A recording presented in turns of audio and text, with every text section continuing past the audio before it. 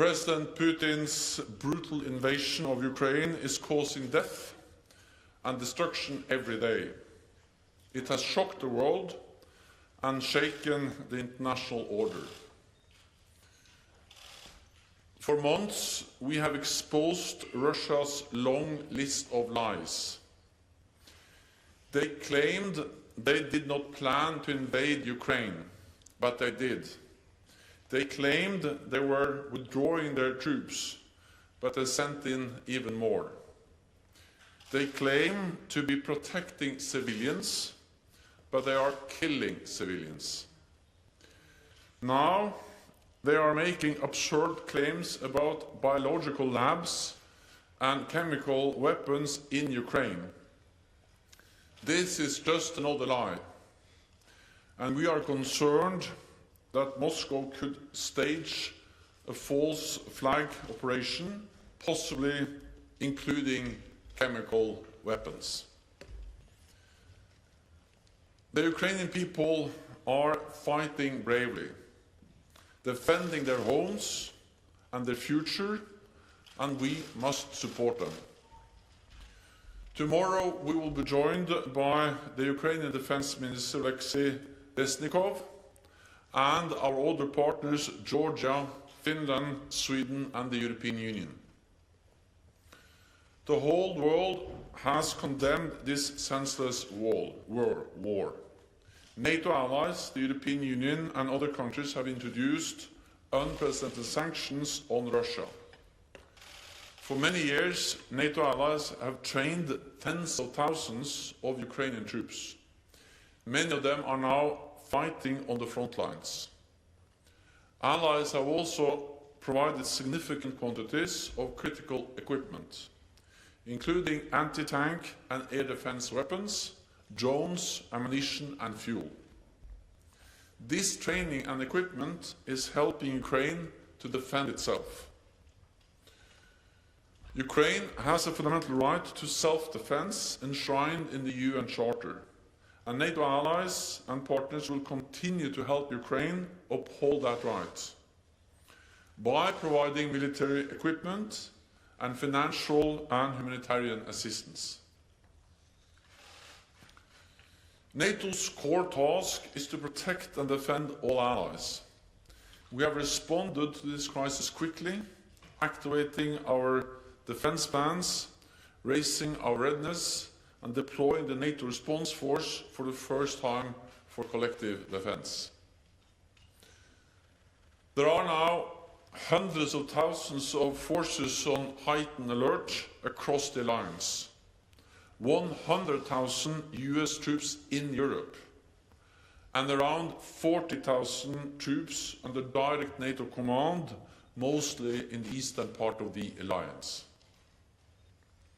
Backed by major air and naval power, as well as air defenses. The US is currently deploying Patriot batteries to Poland, and Germany and the Netherlands are also deploying Patriots to Slovakia. All of this sends an unmistakable message.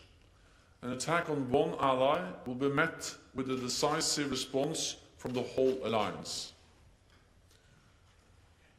Russia's invasion of Ukraine and its military integration in Belarus creates a new security reality on the European continent. So we need to reset NATO's military posture for this new reality. Tomorrow, ministers will start an important discussion on concrete measures to reinforce our security for the longer term in all domains. On land, this could include substantially more forces in the eastern part of the alliance at higher readiness and with more pre-positioned equipment. We will also consider major increases to our air and naval deployments, strengthening our integrated air and missile defense, reinforcing our cyber defenses, and holding more and larger exercises. I expect we will task NATO's military commanders to develop options for our Madrid summit in June. Major reinforcements of our defence will require major increases in investment. I welcome that Germany and other allies have already announced they are stepping up, and I encourage all allies to spend a minimum of 2% of GDP on defence. We must do more, so we must also invest more to protect peace and freedom and uphold our values at this critical time. And with that, I'm ready to take your questions. Okay, we'll start with CNN. Thank you. I'm wondering whether you can say whether the NATO alliance has seen evidence that China has been providing Russia with any kind of assistance that would help it on the battlefield, whether that's military equipment or MREs, food for troops, anything of that kind.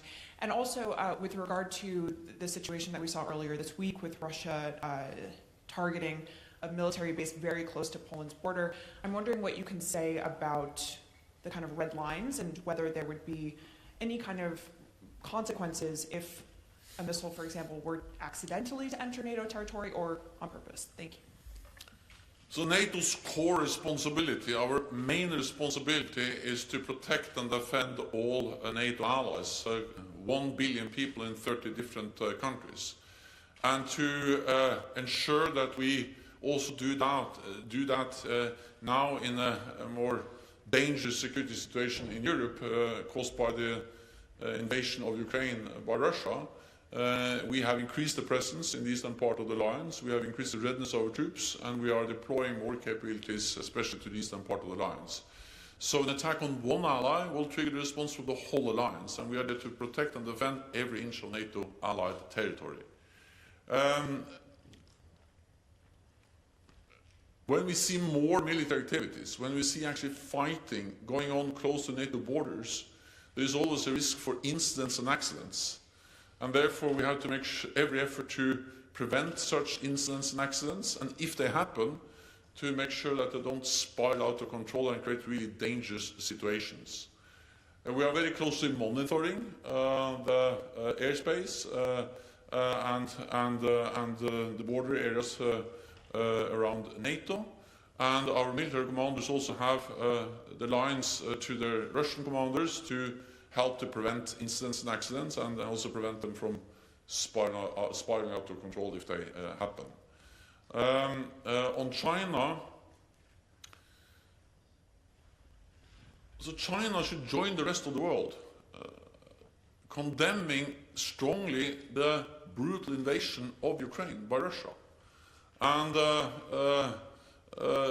any support to Russia, military support, any other type of support, will actually help Russia conduct a brutal war against an independent sovereign nation, Ukraine, and help them to continue to wage a war which is causing death, suffering, and an enormous amount of destruction.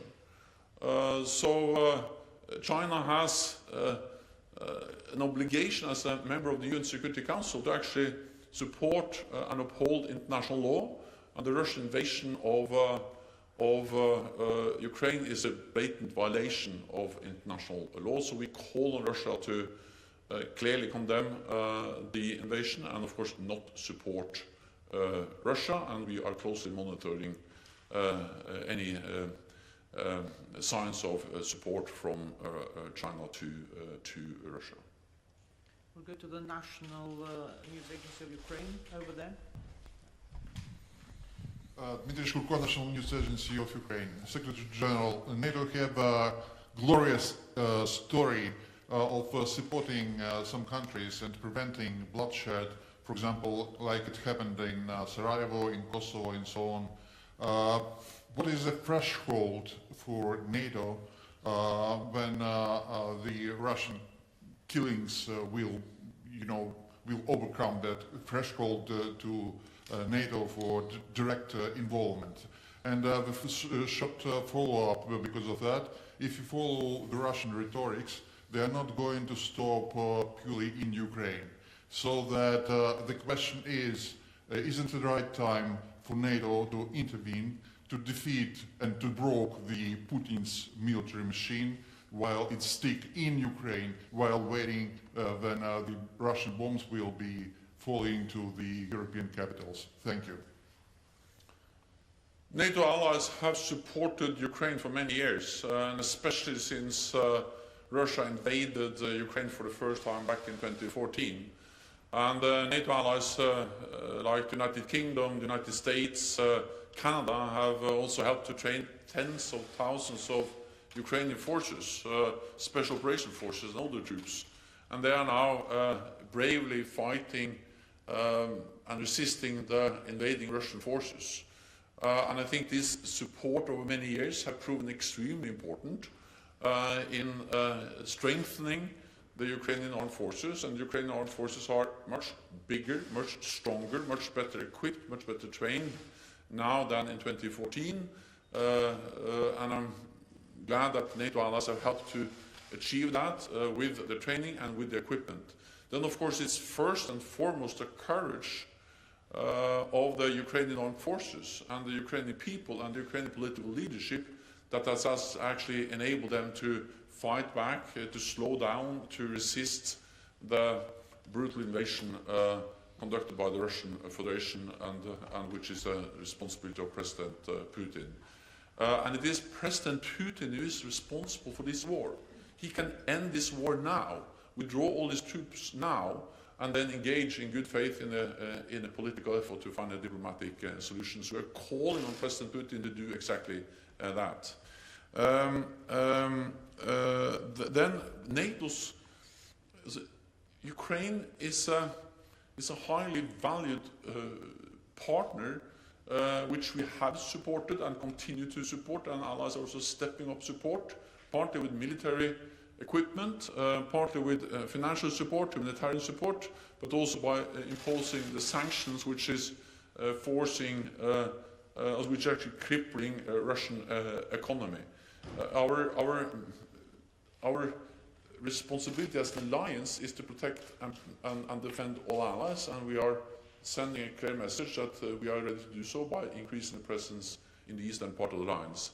But again, it is Russia and President Putin that are responsible for the invasion of Ukraine, and President Putin should end this senseless war by withdrawing its forces from Ukraine. Okay, Politico.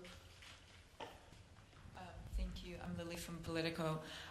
Why do the US and NATO insist that fighter jets won't be helpful for Ukraine when the Ukrainians themselves say otherwise? Shouldn't it be up to the Ukrainian authorities to say what would be helpful for them?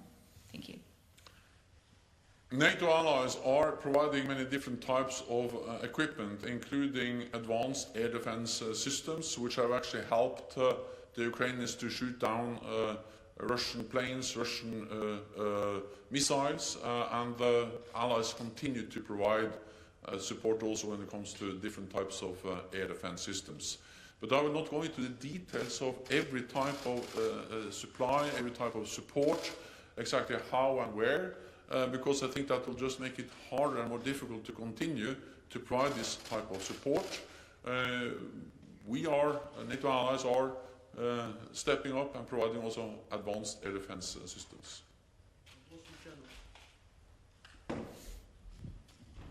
Thank you. Dan Michaels, Wall Street Journal.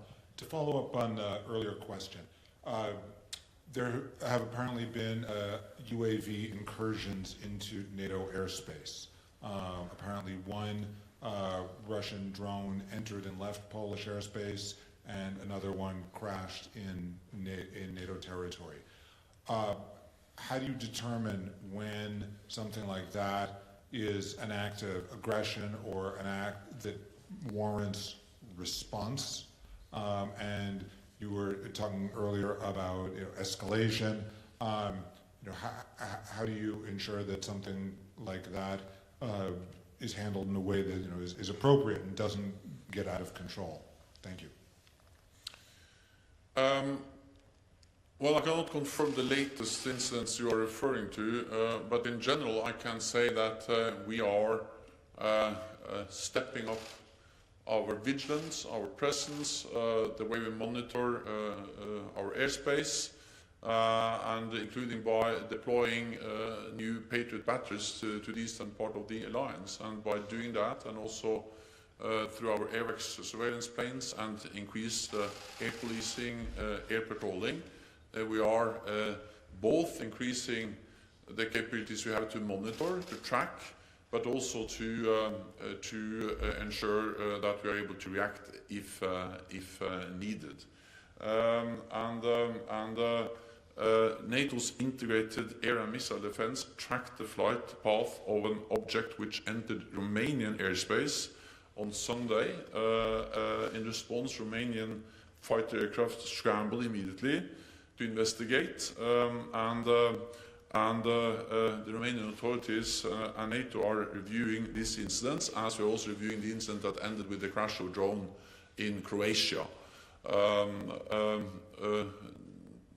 The indications we have so far on the drone that crashed in Croatia outside Zagreb is that that was not an armed attack, not an armed drone, but it just highlights that with more military activities in the air, with drones, with planes, there is a risk for incidents and accidents, and therefore we need to be extremely vigilant. We need to react when needed, and we need to make sure that we have the communications, the line of communications also with the Russians, to prevent incidents from really creating dangerous situations.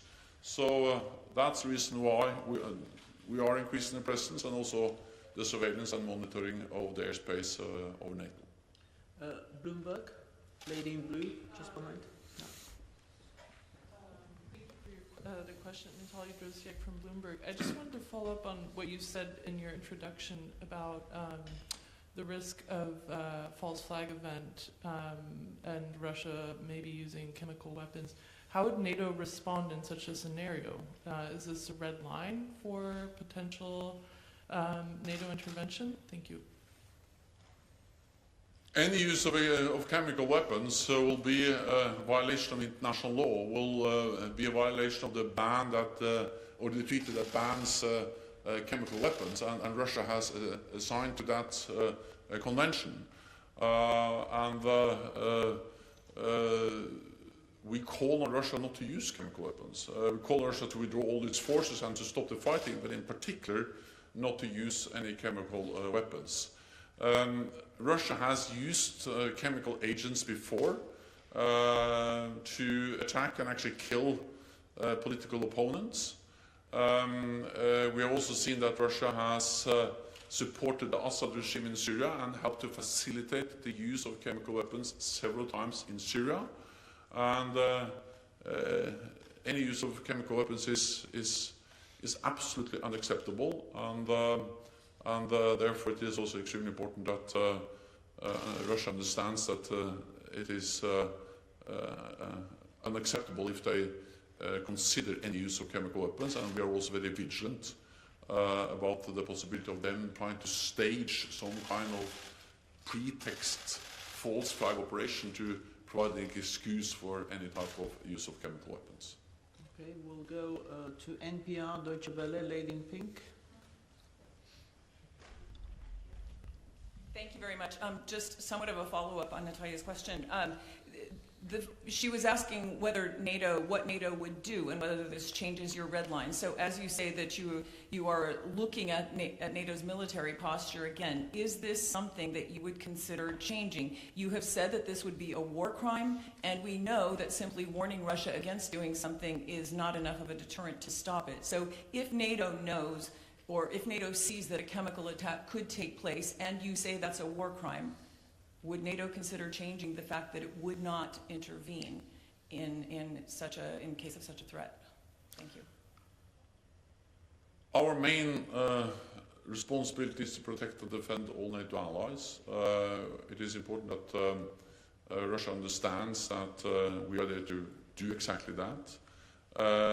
We have conveyed a very clear message to Russia about that we also see when they try to stage pretexts for the use of chemical weapons. We have seen that they, throughout this crisis, have tried to create different kinds of false flag operations to try to provide excuses for the use of force.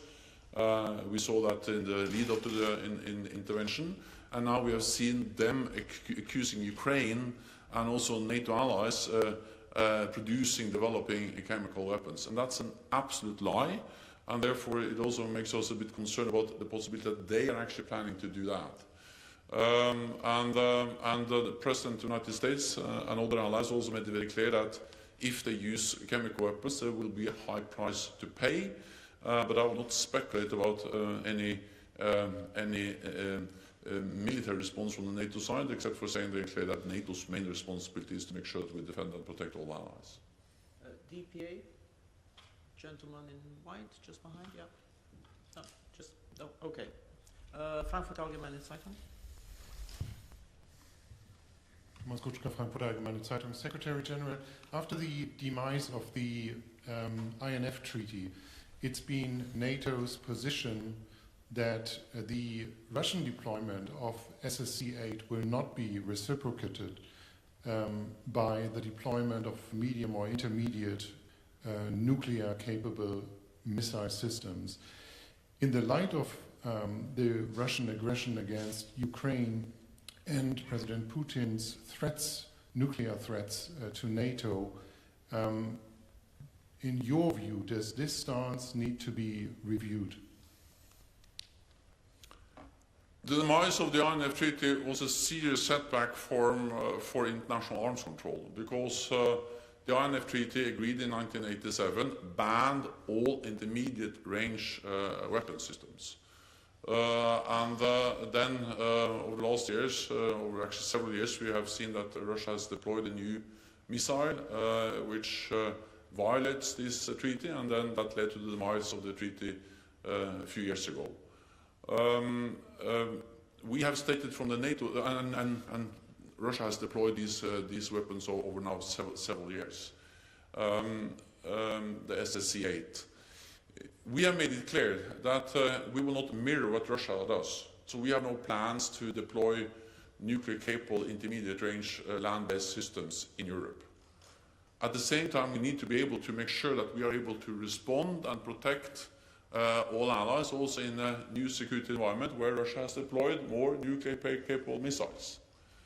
And therefore, we have to do many things at the same time. We need to strengthen our air and missile defense. We are doing that. We need to invest more in advanced conventional capabilities, including fifth-generation aircraft. And I welcome the German decision to invest in fifth-generation aircraft. We need also to increase the readiness and our ability to monitor, detect, and of course we also need to make sure that NATO's nuclear deterrent remains safe and secure and effective. And that's exactly what we are doing when we are now making sure that we exercise and ensure the effectiveness of our nuclear deterrent. Okay, we have Associated Press.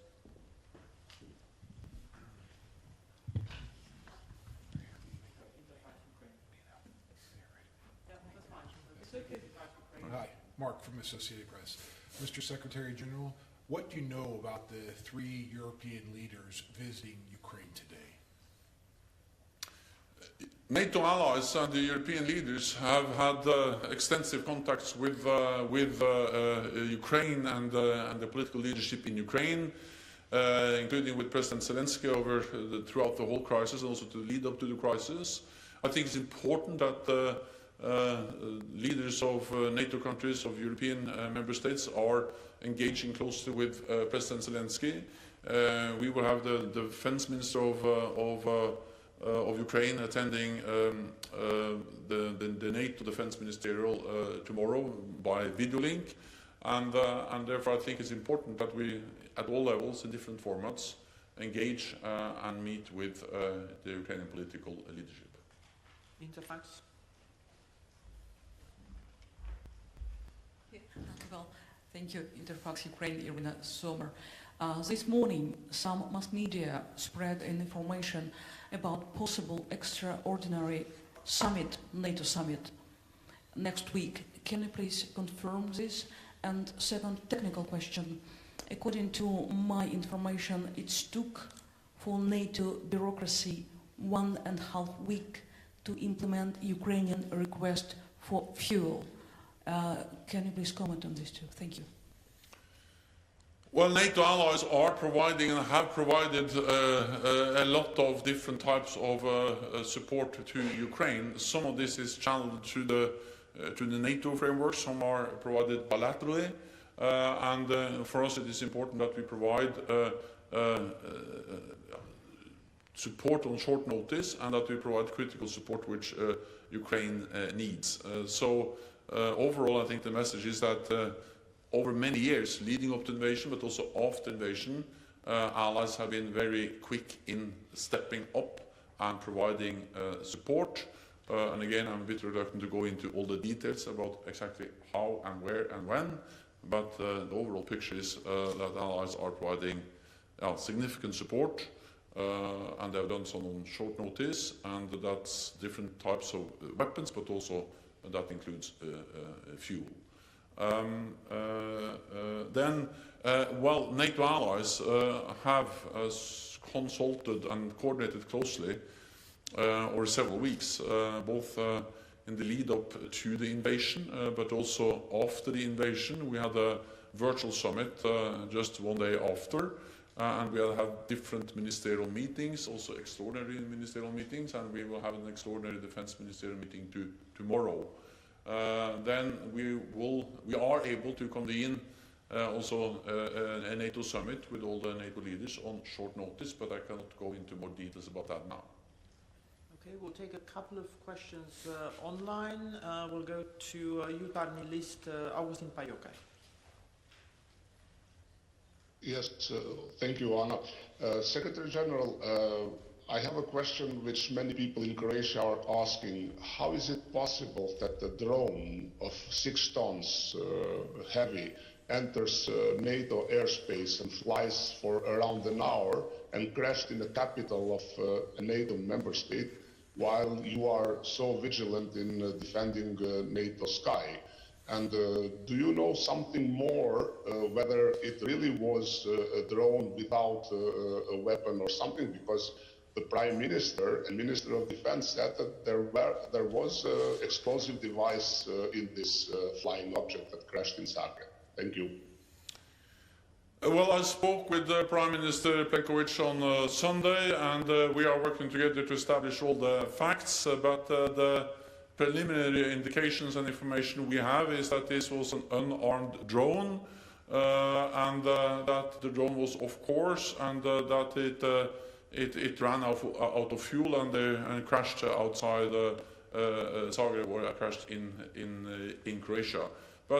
But we will have more confirmed facts soon, but that's the information we have so far. I think also it is important to realize that allies are exchanging information, and that this drone was tracked by the NATO's integrated air and missile defense tracked the flight of the drone that later crashed in Zagreb. But again, we will make sure that the different allies that were involved share all the information, and then we can establish all the facts about what this happened. I think, if anything, it demonstrates the need to further strengthen integration, further strengthen information sharing among allies, and also to invest more and upgrade everything from radars to our presence of air and missile defense systems, and that's exactly what we do also by deploying more Patriots in the eastern part of the alliance. Okay, we'll go to Robert Lupitu, Calea Europeană. Thank you very much for taking my question. Mr. Secretary General, I want to ask you whether there will be a speed-up process for this establishment of the NATO battle group in Romania, and also, since you mentioned about a reset in NATO's defense posture after Russia's invasion into Ukraine, do you think that this reset will also mean a unitary approach both for the northern part of the eastern flank and both for the southern part of the eastern flank, we will see the same level of troops and defense commitment in the Baltics, in Poland, and also in Romania and Bulgaria? Thank you very much. So we have already increased significantly our presence in the eastern part of the alliance, also in the Black Sea region, with more troops. I went to Romania a couple of weeks ago, and I met with US forces, German forces, and other forces there who have actually increased their presence. And now the lead elements of the NATO response force have been deployed to Romania, French troops. And this demonstrates that there is already a significant increased military presence in the eastern part of the alliance.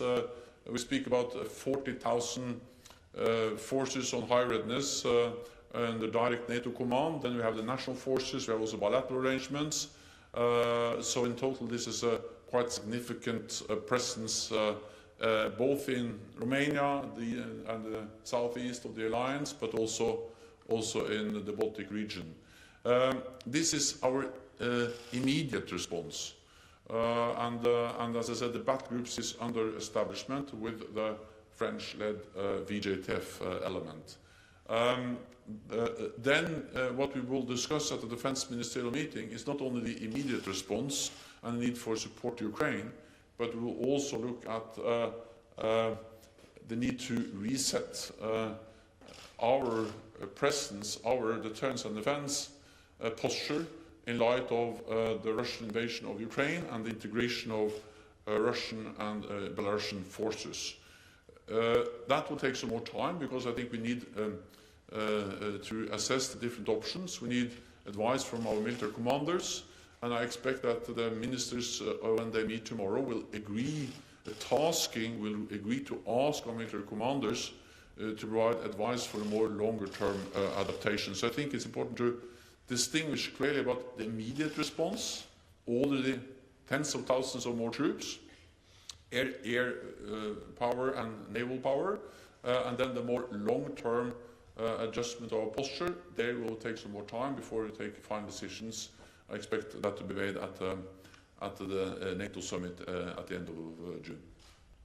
Thank you very much. This concludes this press conference. We'll see you tomorrow. Thank you.